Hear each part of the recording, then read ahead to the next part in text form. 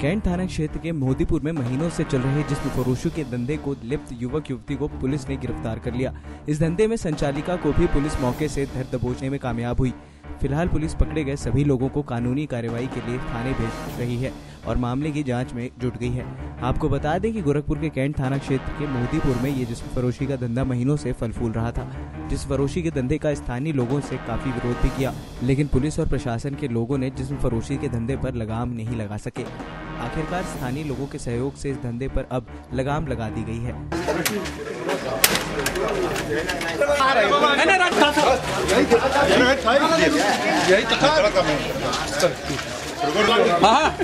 और भैया एक तो भाग गई साली, इसका बाप बेटा दोनों भाग खड़े थे, भागे हैं सर। बाइट तो होगा नहीं आपका बोलिए। सुनीता चौहान। पति का नाम? रमेश चौहान। कहाँ गांव पड़ेगा? गांव? हाँ। हारपुर लोनिया टोला। नसबंदी कब हुई है? और 2 बजे टाइम हुआ। आज हुई है? तो यहाँ कब से लेटी हैं?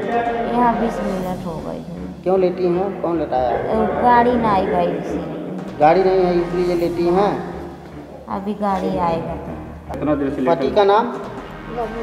कहाँ घर है? कब नसबंदी हुई है आपकी? आज हुई है? यहाँ कब से लेटी हैं आप? क्यों लेटी हैं? कारण क्या है? क्यों लेटी हैं? मतलब कौन लेटाया है? क्यों, क्या वजह है इसकी?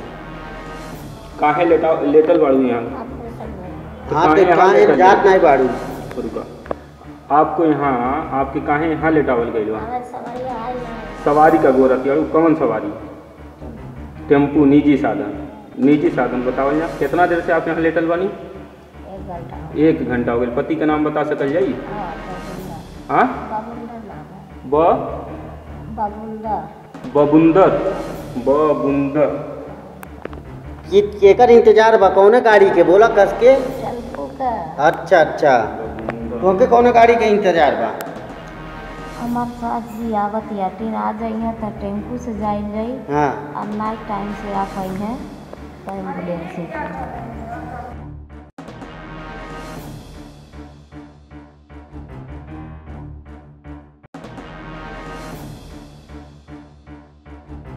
नेक्स्ट 9 न्यूज के लिए गोरखपुर से रविंद्र चौधरी की रिपोर्ट।